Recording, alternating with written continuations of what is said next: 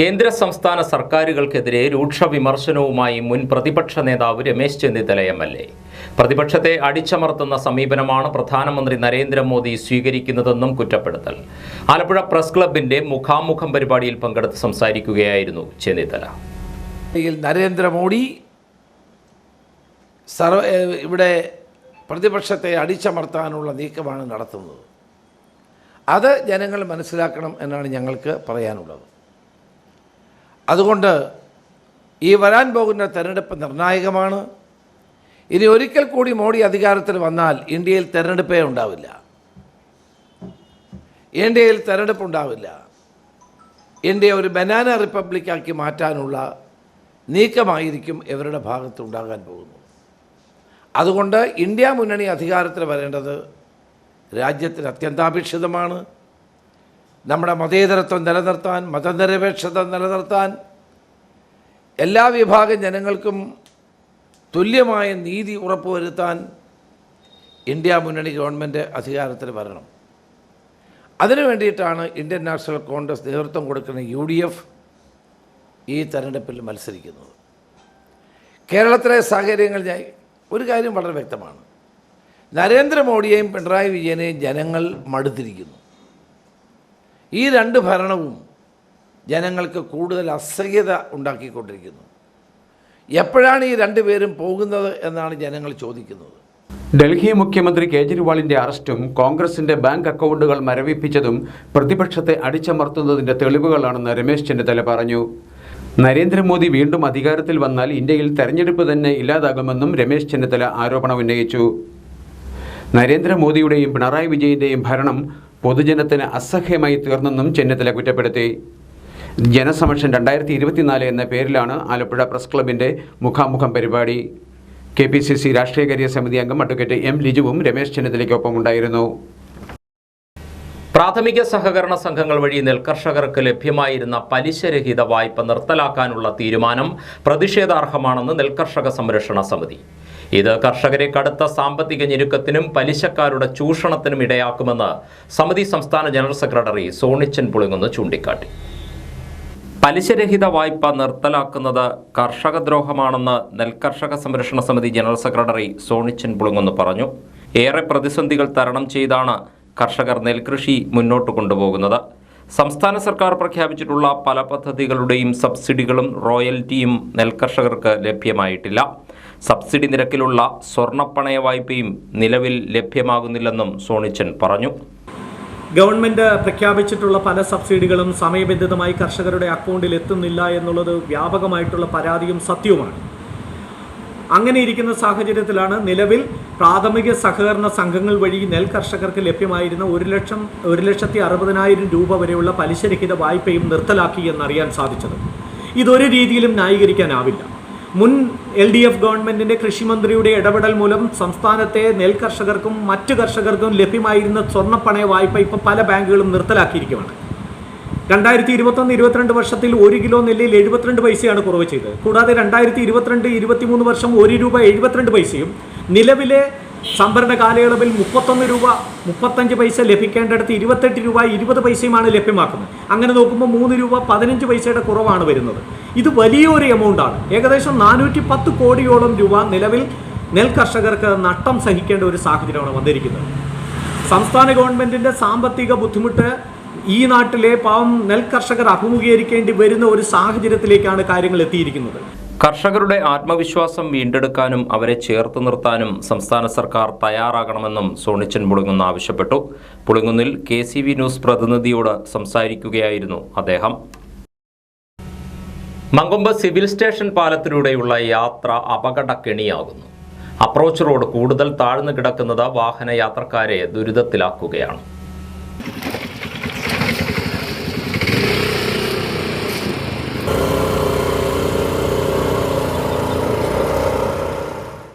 AC റോഡിൽ Mankombu block ജംഗ്ഷനിൽ നിന്നും കാവാലം തട്ടാശ്ശേരിയിലേക്ക് പോകുന്ന റോഡിൻ്റെ ആദ്യ ഭാഗത്ത് തന്നെയാണ് മങ്കൊമ്പ് സിവിൽ സ്റ്റേഷൻ പാലം. കുട്ടനാട് താലൂക്ക് ഓഫീസിൻ്റെ അതായത് ഭരണസിരാ കേന്ദ്രത്തിൻ്റെ തൊട്ടടുത്തുള്ള പാലമായതുകൊണ്ട് പാലത്തിന് സിവിൽ സ്റ്റേഷൻ പാലം എന്ന് പേര് കിട്ടി. പക്ഷേ അധികാരികളുടെ മൂക്കിന് താഴെ സ്ഥിതി ചെയ്യുന്ന ഈ പാലം അപകടത്തെ ക്ഷണിച്ചു വരുത്തിക്കൊണ്ടാണ് നിൽക്കുന്നത്. പാലത്തിൻ്റെ രണ്ടു വശങ്ങളിലെയും അപ്രോച്ച് റോഡുകൾ താഴ്ന്നിട്ടുണ്ടെങ്കിലും തെക്കുഭാഗത്തെ റോഡ് വളരെ താഴ്ന്ന് അപകടക്കണിയായിരിക്കുകയാണ്. തെക്ക് ഭാഗത്തു നിന്ന് വരുന്ന വാഹനങ്ങൾ പാലത്തിലേക്ക് കയറണമെങ്കിൽ അല്പമൊന്ന് പ്രയാസപ്പെടണം. മറു സൈഡിൽ നിന്ന് വരുന്ന വാഹനങ്ങൾ പാലത്തിൽ നിന്ന് ഇറങ്ങുമ്പോൾ വലിയ കുഴിയിലേക്ക് പതിക്കുകയാണ്. ഇരുചക്ര വാഹനങ്ങളും ഓട്ടോറിക്ഷയിലും സഞ്ചരിക്കുന്നവർക്ക് ഇത് ഏറെ പ്രയാസങ്ങളും അപകട സാധ്യതയും സൃഷ്ടിക്കുന്നു. അപ്രോച്ച് റോഡിൻ്റെ അവസ്ഥ അറിയാതെ വരുന്നവർ പാലത്തിൽ നിന്നും കുഴിയിലേക്ക് വീണ് അപകടത്തിൽപ്പെടുന്നതും പതിവായിട്ടുണ്ട്. പാലത്തിൽ പണിയൊന്നും നടക്കുന്നില്ലെങ്കിലും പണി നടക്കുന്നതിനാൽ വാഹനങ്ങൾ പതുക്കെ പോകണം എന്ന് ബോർഡ് സ്ഥാപിച്ചിരിക്കുന്നത് അപ്രോച്ച് റോഡിൻ്റെ സ്ഥിതി അറിഞ്ഞുകൊണ്ട് അധികൃതർ ചെയ്തതായിരിക്കാം. പൊതുമരാമത്ത് വകുപ്പിൻ്റെ എഞ്ചിനീയറിംഗ് വിഭാഗം അല്പമൊന്ന് ശ്രമിച്ചാൽ താഴ്ന്നു പോകാത്ത രീതിയിൽ അപ്രോച്ച് റോഡ് നിർമ്മിക്കാൻ സാധിക്കും. കുട്ടനാടിൻ്റെ പ്രത്യേക സാഹചര്യം കണക്കിലെടുത്തു വേണം നിർമ്മാണം എന്നു മാത്രം.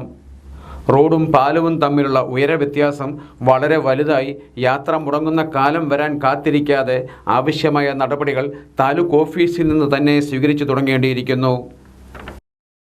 ലോക്സഭാ തെരഞ്ഞെടുപ്പിന് മുന്നോടിയായി പത്തനംതിട്ടയിൽ സ്വീപ് പരിപാടിയുടെ ലോഗോ പ്രകാശനം ചെയ്തു.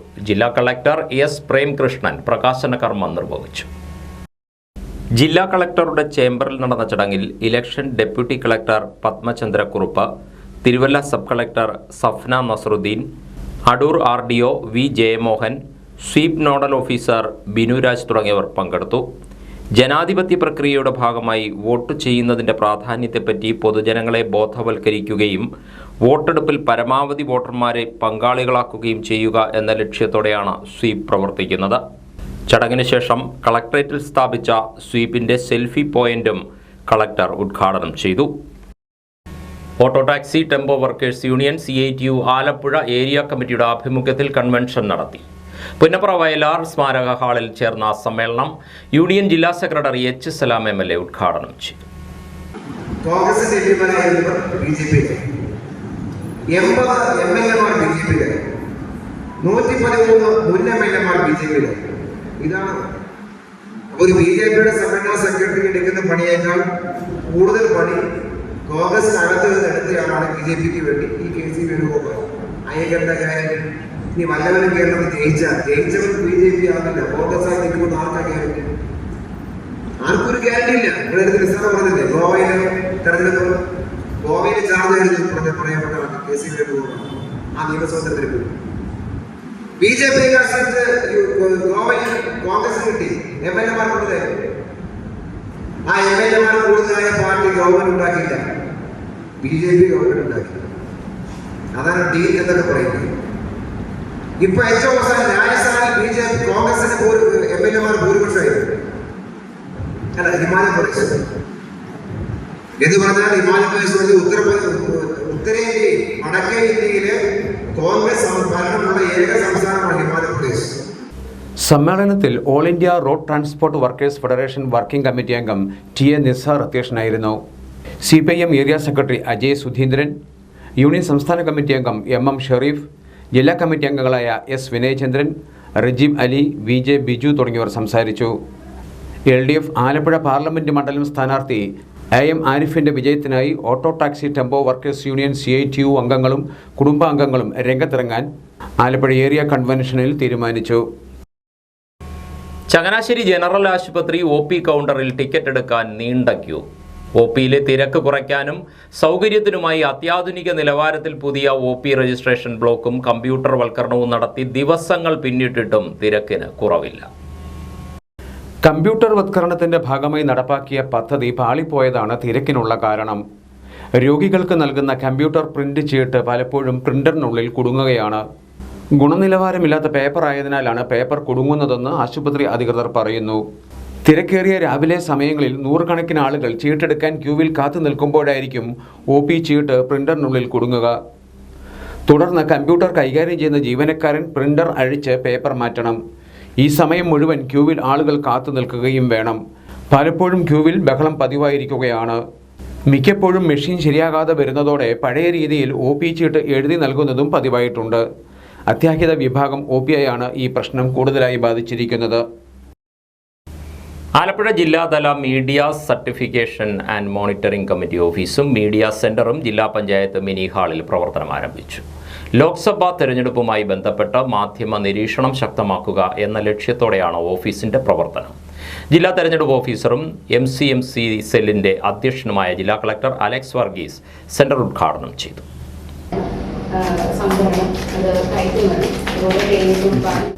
തെരഞ്ഞെടുപ്പുമായി ബന്ധപ്പെട്ട് ജില്ലയിൽ മാധ്യമങ്ങളിൽ വരുന്ന രാഷ്ട്രീയ പരസ്യങ്ങളുടെ മുൻകൂർ സർട്ടിഫിക്കേഷൻ, മാധ്യമ നിരീക്ഷണം, പെയ്ഡ് ന്യൂസ് മോണിറ്ററിംഗ് എന്നിവയാണ് MCMCയുടെ പരിധിയിൽ വരുന്നത്.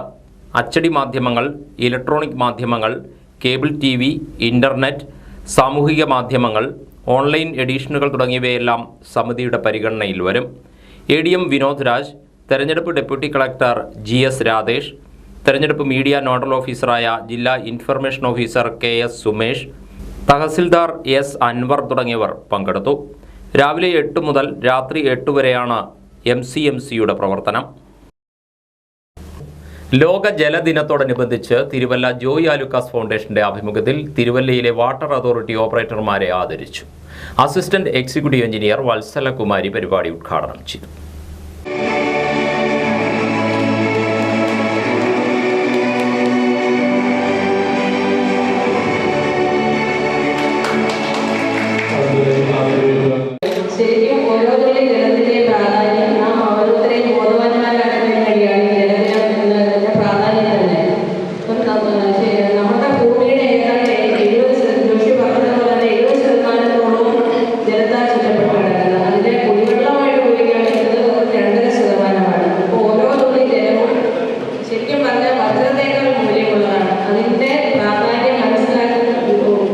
തിരുവല്ല വാട്ടർ അതോറിറ്റിയിൽ കഴിഞ്ഞ ദിവസമായിരുന്നു ആദരിക്കൽ ചടങ്ങ്. Head clerk Joshy Joseph, Jinesh Kumar, head operator supervisor G Raghunathan, Jolly Silks assistant manager Vijay Paul, PRO TC Lawrence തുടങ്ങിയവർ പങ്കെടുത്തു. പബ്ലിസിറ്റി അനൗൺസ്മെന്റ് മേഖലയിൽ വേറിട്ട ശബ്ദവുമായി ഒരു 11 വയസ്സുകാരി. മാന്നാർ കുട്ടമ്പേരൂർ ദേവീസദനത്തിൽ പ്രശാന്ത് കുമാർ സഫിയ ദമ്പതികളുടെ മകൾ അമൃത P നായരാണ് അനൗൺസ്മെന്റ് മേഖലയിൽ ശ്രദ്ധേയയായി മാറുന്നത്. തിരുവിതാംകൂർ ദേവസ്വം ബോർഡ് ശ്രീ പള്ളിയറക്കാവ് ദേവി ക്ഷേത്ര പ്രതിഷ്ഠാ വാർഷിക മഹോത്സവം 2024 മാർച്ച് 24-25 എന്നീ തീയതികളെ നടത്തപ്പെടുന്നു. എല്ലാ ഭക്തജനങ്ങളെയും ഹാർദപൂർവ്വം സ്വാഗതം ചെയ്യുന്നു. ആരെയും ആകർഷിക്കുന്ന സംസാര ശൈലിയും വാക്കുകളിലെ ചടുലതയുമാണ് അമൃതയെന്ന ഈ കൊച്ചു കലാകാരിയെ മറ്റുള്ളവരിൽ നിന്നും വ്യത്യസ്തയാക്കുന്നത്. കുട്ടമ്പേരൂർ UP സ്കൂൾ 6ാം ക്ലാസ് വിദ്യാർത്ഥിനിയാണ് അമൃത. UKGയിൽ പഠിക്കുമ്പോൾ അധ്യാപികയായിരുന്ന ശ്യാമ ടീച്ചറാണ് അമൃതയുടെ ഈ കഴിവിനെ കണ്ടെത്തിയത്. തുടർന്ന് സ്കൂൾ അസംബ്ലിയിൽ ഹിന്ദി, ഇംഗ്ലീഷ്, മലയാളം ഭാഷകളിലായുള്ള അവതരണത്തിൽ സ്ഥിര സാന്നിധ്യമായി മാറി.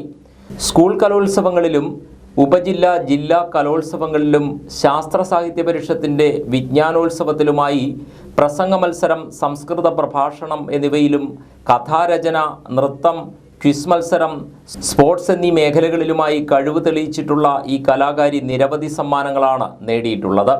നാട്ടിലെ ഉത്സവ ആഘോഷ പരിപാടികളുമായി ബന്ധപ്പെട്ടുള്ള അനൗൺസ്മെൻറ്റുകളിൽ കേൾക്കുന്ന വ്യത്യസ്തമായ ഈ ശബ്ദം അമൃതയുടേതാണെന്നറിയുമ്പോൾ ഏവർക്കും ആശ്ചര്യമാണ്.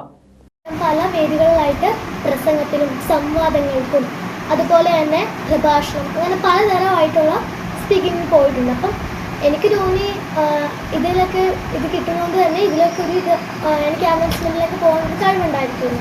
പലരും പറഞ്ഞിട്ടുണ്ട് പ്രസംഗത്തിനൊക്കെ നല്ല കഴിവുണ്ട്, ടീച്ചേഴ്സ് ആയിക്കോട്ടെ, അച്ഛനും അമ്മ ആയിക്കോട്ടെ, അപ്പൂനും അമ്മൂമ്മ ആയിക്കോട്ടെ, എല്ലാവരും പറഞ്ഞിട്ടുണ്ട്.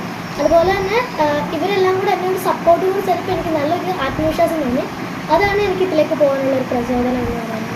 അമൃതയുടെ വീടിന് സമീപത്തുള്ള കുട്ടമ്പേരൂർ പള്ളിയറക്കാവ് ദേവീക്ഷേത്രത്തിലെ പ്രതിഷ്ഠാ വാർഷിക പരിപാടിയുടെ അനൗൺസ്മെന്റ് ചെയ്യുന്നതിനായി കായംകുളം പത്തിയൂരുള്ള രവി സ്റ്റുഡിയോയിലാണ് ആദ്യമായി അമൃത എത്തിയത്. ആദ്യമായി അനൗൺസ്മെന്റ് ചെയ്യുമ്പോൾ പ്രൊഫഷണൽ അനൗൺസറായ കോവിലകത്ത് സന്തോഷ് വേണ്ട നിർദ്ദേശങ്ങൾ നൽകി. ഒപ്പം അപ്പൂപ്പൻ ഗോപിനാഥൻ്റെയും അമ്മുമ്മ കനകമ്മയുടെയും പരിപൂർണ പിന്തുണയും ഉണ്ടായിരുന്നു. വരാനിരിക്കുന്ന ലോക്സഭാ തെരഞ്ഞെടുപ്പിൻ്റെ പ്രചാരണങ്ങൾ ചൂടേറി വരുമ്പോൾ സ്ഥാനാർത്ഥികൾക്ക് വേണ്ടി അനൗൺസ്മെന്റിനുള്ള തയ്യാറെടുപ്പിലാണ് അമൃത. ചെറുപ്രാണികളെ ആകർഷിച്ച് ഭക്ഷണമാക്കുന്ന ഇരപിടിയൻ ചെടി എന്നറിയപ്പെടുന്ന പിച്ചർ ചെടി കൗതുകമാവുന്നു. മാന്നാർ കുരട്ടിശ്ശേരി ശിവകൃപയിൽ അനിൽകുമാറിന്റെ പൂന്തോട്ടത്തിലാണ് അപൂർവമായി മാത്രം കണ്ടുവരുന്ന ഇരപിടിയൻ ചെടിയുള്ളത്. നെപ്പന്തേസി, സറാസേനിയേസി എന്നീ സസ്യകുടുംബങ്ങളിലെ കീടഭോജികളായ ഇരപിടിയൻ ചെടികൾ പിച്ചർ ചെടികളെന്നാണ് അറിയപ്പെടുന്നത്. ഈ സസ്യങ്ങളുടെ നീണ്ട ഇലയുടെ അഗ്രഭാഗത്തിന് കുടത്തിൻ്റെ ആകൃതിയാണ്.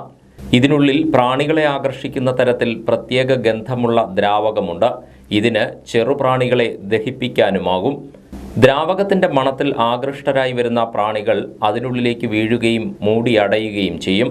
ദ്രാവകത്തിൽ കിടന്ന് പ്രാണികൾ ദഹിച്ചാണ് ഈ ചെടികൾക്ക് ഭക്ഷണമായി മാറുന്നത്. തീർത്തും പ്രതികൂലമായ സാഹചര്യങ്ങളിൽ വളർന്നപ്പോൾ നിലനിൽപ്പിന് ഇരയെ ആകർഷിക്കാനുള്ള കഴിവ് വളർത്തിയെടുത്താണ് ഇരപിടിയൻ ചെടികളായി ഇവ മാറുന്നത്. മണ്ണിൽ നിന്ന് ഏതെങ്കിലും തരത്തിലുള്ള ആഹാര ലഭ്യതയുണ്ടായാൽ ഇരപിടിക്കാനുള്ള കഴിവില്ലാതാകും. വളമില്ലാത്ത പ്രതലങ്ങളിലാണ് ഇതിൻ്റെ വളർച്ച. എറണാകുളത്തുള്ള സുഹൃത്തിൽ നിന്നും വാങ്ങിക്കൊണ്ടുവന്ന് ചകിരിച്ചോർ നിറച്ച ചട്ടിക്കുള്ളിലാണ് അനിൽകുമാർ ചെടി നട്ടുപിടിപ്പിച്ചത്. ഇരപിടിയൻ സസ്യം ഇത് അല്ലെങ്കിൽ പിച്ചർ പ്ലാന്റ് എന്ന് പറയും. പിച്ചർ എന്ന് പറയുന്നത് നമ്മുടെ ചെറിയ കുടത്തിന് സാമ്യമുള്ളതാണ് പിച്ചർ. ഇതാണ് പിച്ചറിനകത്ത് ഇത് ചെറിയ പ്രാണികളെയൊക്കെ മണം കൊണ്ട് ആകർഷിക്കുകയും ഇതിനകത്തൊരു ദഹനരസമുണ്ട്. അതിൽ വീണിട്ട് അത് ദഹിച്ച് ഇതിൻ്റെ വളമായി തീരുകയും ചെയ്യും. അതുകൊണ്ട് അതിനെ പിച്ചർ പ്ലാന്റ് എന്ന് പറയും. ഇരപിടിയൻ സസ്യം ഇത് ഞാൻ കൊച്ചിയിലൊരു കളക്ടറിൽ നിന്ന് ശേഖരിച്ചു. പല രാജ്യങ്ങളിൽ നിന്നുള്ള വാഴകൾ, പ്ലാവുകൾ, ആമ്പലുകൾ, താമര, ആകാശവെള്ളരി, കൃഷ്ണനാൽ, കർപ്പൂരമരം, അശോകവനത്തിലെ ശിംശിപ തുടങ്ങി വൈവിധ്യമാർന്ന സസ്യങ്ങളും വൃക്ഷങ്ങളും 3 പതിറ്റാണ്ടോളം പ്രവാസിയായിരുന്ന അനിൽകുമാറിൻ്റെ വീട്ടുവളപ്പിൽ കാണാം. നാടൻ മത്സ്യങ്ങളെ വളർത്തുന്ന മത്സ്യക്കുളവും ഇതിനോടൊപ്പമുണ്ട്. മാന്നാർ നായർ സമാജം ബോയ്സ് ഹൈസ്കൂൾ അധ്യാപികയായ ഭാര്യ അജിതയാണ് അനിൽകുമാറിൻ്റെ അപൂർവ ഉദ്യാനം പരിപാലിക്കുന്നത്. ചതുർത്ഥ്യാഗിരി ശ്രീധർമ്മശാസ്ത്ര ക്ഷേത്രത്തിൽ ആഘോഷിച്ചു വന്ന പ്രതിഷ്ഠാ വാർഷിക മഹോത്സവം സമാപിച്ചു. വെള്ളിയാഴ്ച വൈകുന്നേരം നടത്തിയ ദേശതാലപ്പൊലി ഭക്തിസാന്ദ്രമായി.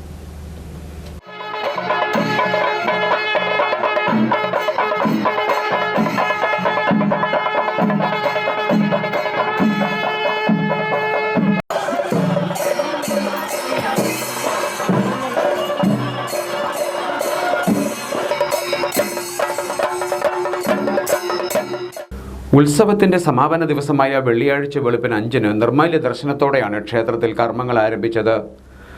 തുടർന്ന് മഹാഗണപതി ഹോമം, ഉഷപൂജ, കാഴ്ചശ്രീബലി എന്നിവ നടത്തി. പിന്നീട് വിവിധ കുടുംബങ്ങളുടെ വഴിപാട് സമർപ്പണമായി കലശാഭിഷേകം, നവകാഭിഷേകം എന്നിവ നടത്തി. വൈകുന്നേരം 6-നായിരുന്നു ദേശതാലപ്പൊലി.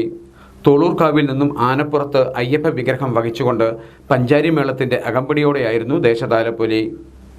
ക്ഷേത്രം തന്ത്രി ബ്രഹ്മശ്രീ പുതുമന ദാമോദരൻ നമ്പൂതിരി, മേൽശാന്തി PN മണികണ്ഠൻ എന്നിവർ ചടങ്ങുകൾക്ക് മുഖ്യ കാർമ്മികത്വം വഹിച്ചു. ദേശതാലപ്പൊലിക്ക് മുൻപായി വേലകളിയും നടത്തപ്പെട്ടിരുന്നു.